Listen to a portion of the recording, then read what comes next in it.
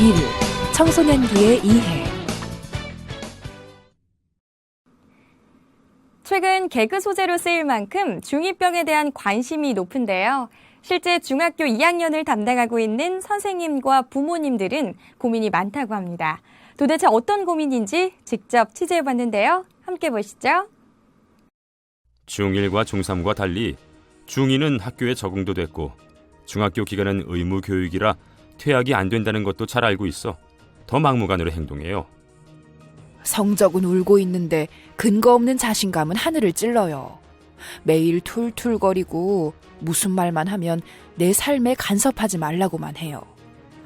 속에서 천불이 나지만 참는 수밖에요. 아이에게 이제 부모는 용돈 주는 사람, 그 이상도 이하도 아니에요.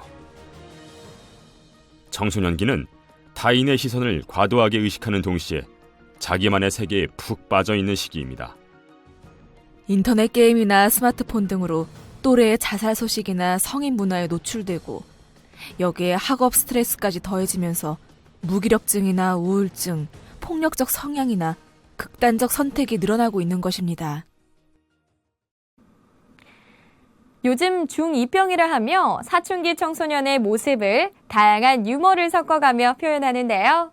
이를 당연한 것으로 받아들이지 말고 반항이나 우울증, 허세가 갑자기 심해질 때는 학교 폭력에 시달리는 건 아닌지, 혹시 말 못한 고민은 없는지 대화를 시도하거나 전문가를 찾아가 보는 게 좋겠습니다. 경찰관 여러분들도 청소년 관련 범죄 해결에 있어 이러한 청소년기에 대한 이해가 선행돼야 할 텐데요. 이번 시간에는 청소년기의 개념 및 특징, 청소년 발달의 이론적 접근에 대해 살펴보도록 하겠습니다.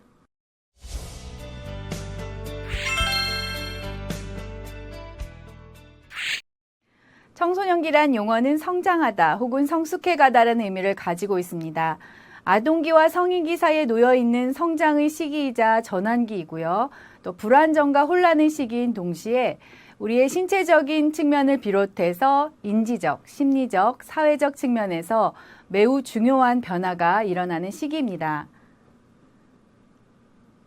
반면 청소년기와 구분되는 청년기는 사회적인 변화에 의해서 주목을 받게 된 용어라고 보시면 되겠는데요. 대개 18에서 22세 사이, 즉 청소년기와 성인기 사이의 시기를 말합니다. 청소년기에도 가정 문제, 학업 스트레스, 교우관계 등으로 우울증이 생길 수 있습니다. 수면장애, 식욕부진, 체중 감소 등과 같은 우울증 증상 없이 겉으로 보기에 아무런 이상이 없어 보이는 경우도 있습니다. 이런 상태를 가면 우울증이라고 합니다. 청소년 우울증의 주된 특징은 반항, 변덕, 분노, 집중력 저하, 두통이나 복통 같은 신체 증상, 등교 거부 등이 있습니다. 하지만 청소년기는 가면 우울증 때문에 어른들이 눈치채기 어렵습니다. 우울증을 경험하는 청소년들은 매우 예민하거나 인터넷에 몰두하거나 스스로를 해치는 위험한 행동을 하기도 합니다. 평소 말을 잘 하지 않기 때문에 심각한 상황에 직면해서야 알게 되는 경우도 많습니다. 평소 아이의 행동에 관심을 기울이는 것이 중요합니다. 청소년기 우울증을 개선하기 위해서는 규칙적으로 생활하고 영화 보기, 공원 걷기 등 가족이 함께 할 수 있는 활동도 큰 도움이 됩니다. 단, 자신의 몸을 해야 하는 수준으로 상태가 심각하다면 전문가의 도움을 받아야 합니다. 청소년기는 그렇다면 어떤 특징이 있을까요? 청소년기는 생식기관과 2차 성특징이 나타나는 사춘기와 함께 시작이 되고요. 청년들이 속한 사회의 기대와 기준에 따라서 심리적이고 사회적이고 경제적인 독립을 이루어서 성인의 책임을 이루어 나갈 때 비로소 종결합니다. 즉 아동기에서 성인기로 옮겨가는 전환기이자 과도기를 의미한다고 보시면 되겠습니다. 또한 양적 및 질적으로도 성장하는 시기라고 할 수 있겠는데요. 여기에서 양적인 변화라는 것은 키나 체중 등에서 보이는 변화를 의미하게 되고요. 또 질적인 변화는 인지과정이나 정신적인 조직의 변화를 의미합니다. 인간의 발달은 성장, 성숙 및 학습의 세 과정을 포괄하며 이러한 세 과정이 원만하게 이루어짐으로써 일생을 통해 변화하게 되죠. 여기서 성장, 성숙, 학습의 의미는 다음과 같습니다. 성장은 신체의 크기나 능력이 증가하는 것으로 주로 양적인 변화와 관련됩니다. 성숙은 유전적 요인에 의해 발달적 변화들이 통제되는 생물학적 과정을 의미하는 것으로서 사춘기의 빠른 성장이나 2차 성징과 같은 변화는 성숙과 관련됩니다. 마지막으로 학습은 직접 또는 간접 경험의 산물로서 훈련이나 연습에 기인하는 발달적 변화를 의미합니다. 1970년대 이후로 성인기로의 완전한 입문이 점차 늦어지면서 청소년기가 연장되고 있는데 그 이유는 무엇일까요? 이는 교육을 마치고 직업을 확정하고 부모로부터 독립하고 결혼하고 아이를 낳는 데 있어서 과거보다 점점 더 시간이 오래 걸리기 때문입니다. 여기서 잠깐 청소년의 자아 중심성에 대해 짚고 넘어가겠습니다. 엘킨드에 의하면 청소년의 자아 중심성에는 상상적 관중과 개인적 우화가 있습니다. 상상적 관중 혹은 청중이란 청소년이 자신을 무대 위의 주인공으로 만인의 관심과 초점의 대상이라고 인식하고 다른 사람들은 구경꾼으로 생각하는 것을 의미합니다. 여기에서 구경꾼은 청소년의 설정에 의한 상상에서 나온 것이기 때문에 상상적 관중이라고 합니다. 상상적 관중은 청소년들로 하여금 자기 비판적이면서 동시에 자기 도취적 성향을 갖게 합니다. 다음으로 개인적 우화란 청소년들이 자신의 감정과 사고는 너무 독특하고 특별한 것이어서 다른 사람들이 이해할 수 없을 것이라고 믿는 것입니다. 청소년들은 자신이 매우 특별하고 전지전능하다고 생각하며 특정 상황에서 다른 사람은 다 죽어도 자신은 영원히 죽지 않으리라는 불멸의 신념을 갖고 있는데 이러한 신념에는 현실성이 결여되어 있으며 때로는 청소년들로 하여금 위험한 행동에 무모하게 가담하게 하여 이들의 생명과 건강을 위협하는 요인이 되기도 합니다. 다음으로는 청소년기의 발달 과업인데요. 청소년기의 발달 과업은 다음과 같습니다. 우선 첫째, 자신의 체격을 인정하고 자신의 신체를 효과적으로 사용하는 것을 인식합니다. 둘째, 같은 연령의 남녀 간에 좀 더 새롭고 성숙한 관계를 확립하는 것을 배웁니다. 셋째, 신체의 변화와 남성 또는 여성으로서의 사회적 역할이 무엇인지를 학습합니다. 넷째, 부모 및 다른 성인들로부터 정서적으로 독립합니다. 다섯째, 경제적 독립의 필요성을 느낍니다. 여섯째, 직업을 선택하며 일을 준비합니다. 일곱째, 유능한 시민으로서 갖추어야 할 지적 기능과 개념을 획득합니다. 여덟째, 사회적으로 책임 있는 행동이 요구되며 이를 실천합니다. 아홉째, 결혼과 가정생활을 준비합니다. 마지막 10번째로 행동의 지침이 될 수 있는 가치관과 윤리체계를 학습합니다.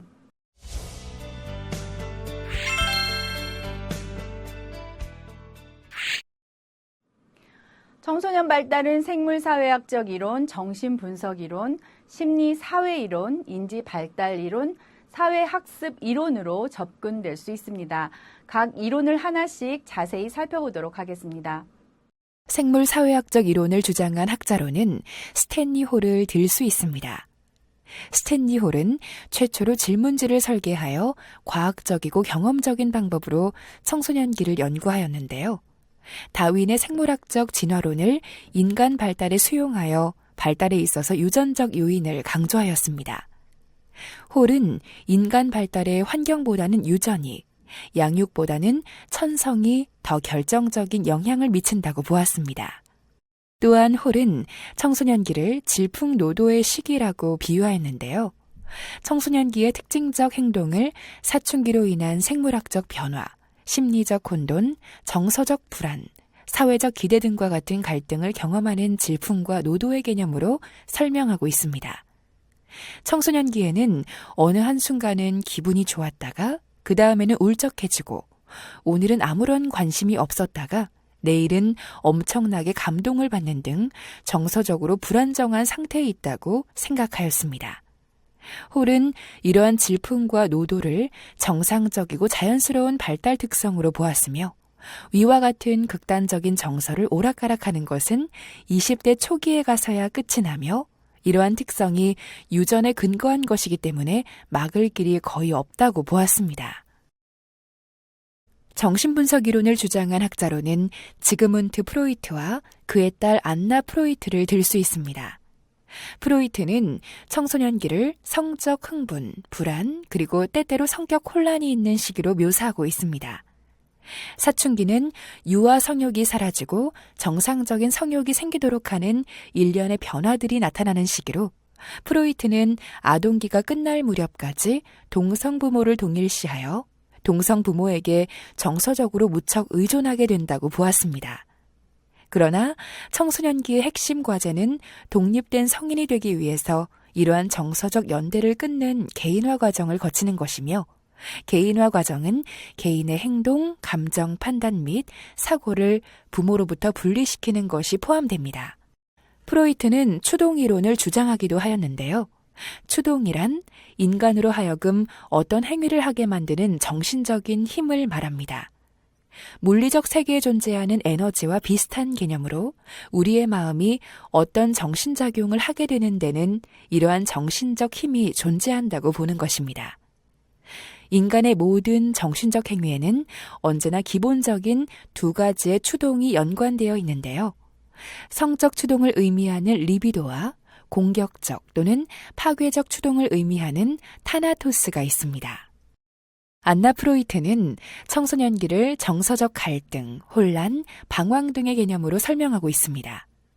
청소년기에는 잠재기에 억압되었던 오이디푸스 콤플렉스가 재등장하며 외부적 요인뿐 아니라 내적으로는 성적 충동이 증가하면서 원초아와 자아, 초자아 간의 갈등으로 인해 불안정한 시기를 보내게 된다고 하였는데요.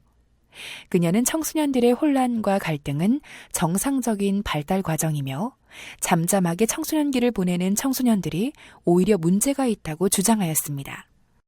안나 프로이트는 1936년에 저술한 자아와 방어 기제를 통해 사춘기의 시작으로 야기되는 불안을 해소하기 위해 청소년들이 방어 기제를 어떻게 사용하고 있는지 설명하고 있는데요. 청소년기에 나타나는 두 가지 두드러진 방어 기제로는 금욕주의와 지성화가 있습니다. 금욕주의는 청소년기에 증가하는 여러 가지 욕구와 유혹에 대한 두려움과 불안을 통제하려는 방어 기제로 사춘기에 급격하게 증가하는 성적 충동을 자기를 부인하거나 신체와 관련된 모든 것을 거부하는 것 또는 혐오하거나 분노하는 행위로 약화하려는 방어 기제를 말합니다. 지성화는 청소년기에 인지적 발달을 이루어 획득한 추상적 사고로 지적 활동에 몰입하거나 원인을 탐색하며 도덕적이거나 윤리적인 이슈에 대해 비교적 개인 감정을 드러내지 않는 태도로 토론을 하는 등의 지적 활동으로 욕구에서 벗어나고자 하는 방어 기제를 의미합니다. 그녀는 원초와 자아, 초자아의 갈등이 청소년기에 해결되지 않으면 개인은 정서적으로 황폐해지게 된다고 주장하였습니다.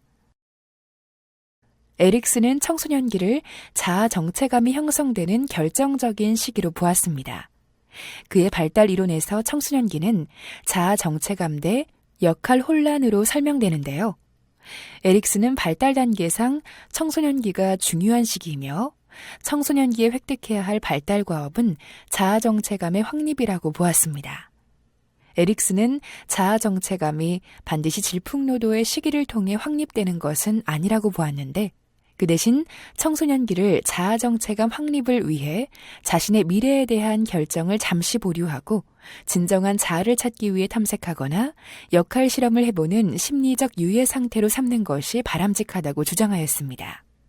청소년기는 특정 역할에 대해 책임을 지지 않고 다양한 역할을 분석해보고 시도해보는 시기로 에릭슨의 유예기간과 강도는 사회에 따라 다르지만 청소년기가 끝날 무렵까지 정체감을 형성하지 못하면 청소년에게 큰 고통이 생긴다고 보았습니다. 인지발달 이론을 주장한 학자로는 장 피아제와 로버트 셀만이 있습니다. 장 피아제의 적응과 평형화를 주장하였는데 청소년기의 인지발달은 형식적 조작기로 규정할 수 있으며 가장 성숙한 인지적 조작이 가능하다고 했습니다. 이 시기에는 눈에 보이는 구체적인 사실이 아니더라도 이해할 수 있는 추상적 사고가 가능하며 가능성과 이상적 상황에 대해서도 사고할 수 있으며 가설 연역적 사고가 가능하므로 청소년들은 구체적이고 실질적인 경험에서 벗어나 보다 논리적이고 추상적으로 사고하기 시작한다고 하였습니다. 로버트 셀만은 사회인지에 대해 주장했는데요. 사회인지란 사회관계를 이해할 수 있는 능력으로서 감정, 사고, 의도, 사회행동 등 타인에 대한 이해를 이끌어내는 것을 말합니다. 청소년은 개개인이 공유하고 있는 사회적 시스템인 일반화된 타인의 관점을 고려할 수 있는데 이것은 타인에 대한 이해와 함께 정확한 의사소통을 할 수 있도록 해주며 나아가 개인은 사회적 시스템으로서 법과 도덕이 집단에 합의된 조망에 따라 달라진다는 것도 알게 해줍니다. 마지막으로 사회학습 이론에는 엘버트 반듀랴의 사회학습 이론과 설리번의 대인관계 이론이 있습니다. 엘버트 반듀랴의 사회학습 이론에서는 청소년기의 발달은 환경에 달려있기 때문에 청소년기가 반드시 질풍노도의 시기이거나 이유 없는 반항을 하는 시기가 아니다라고 주장하고 있습니다. 대부분 청소년들의 행동은 자기 주변 사람의 행동에 대한 관찰학습의 결과에서 비롯되며 정보 처리 과정을 통해 자신의 행동을 통제하기 때문에 청소년 발달은 내적 그리고 외적 영향의 상호작용으로 이해해야 합니다. 또한 청소년은 환경에 대응하는 방식에 의해 부분적으로 환경을 조절한다고 주장하는데요. 즉, 유순하고 명랑하고 순한 청소년은 부모에게 아주 정적인 영향을 미쳐 부모로 하여금 우호적이고 따뜻하고 애정어린 방식으로 반응하게 만들 것이고 지나치게 활동적이고 쉽게 불안해하는 기질적으로 까다로운 청소년은 부모들을 적대적이고 인내력이 부족하고 거부적으로 행동하게 만들 수 있다는 것입니다. 설리번의 대인관계 이론에서는 청소년 발달에 있어서 친구관계의 중요성을 강조하였으며 성격은 개인의 의미 있는 대인관계의 경험, 특히 친밀한 사람들과의 관계에 의해 일생 동안 형성된다고 보았습니다. 설리번이 주장한 청소년기의 특징은 다음과 같습니다.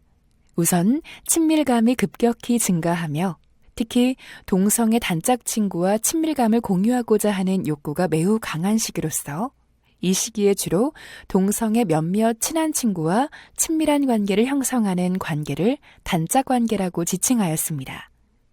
단짝 관계란 소수의 특별한 친구와 서로 비밀 이야기를 나누고 관심사를 공유하는 관계로 의리, 정직, 믿음 등에 기반한 가깝고 상호적인 우정 관계를 의미하며 이 시기 청소년들은 단짝 관계를 통해 친밀감의 욕구를 충족시킬 뿐만 아니라 친구나 가족 간의 갈등과 고민을 해결하여 정서적 안정감을 얻기도 합니다. 나아가 청소년기의 친밀한 우정관계는 청소년기와 성인기 전반에 걸쳐 타인과 친밀한 관계를 형성하는 밑거름이 된다고 주장하였습니다. 인식 체인지. 이렇게 바꿔보세요. 청소년과 대화할 때 여러분은 아래 두 대화 유형 중 어디에 속하시나요? 남의 의견이 어떠하더라라는 방식은 상대방에게 저항감을 주기 쉬우므로 되도록 남이 아닌 자신의 견해를 이야기하는 것이 중요합니다. 퀴즈를 통해 학습한 내용을 확인해 볼까요? 이번 시간에는 청소년기의 이해에 대해 학습하였습니다. 여러분 수고하셨습니다.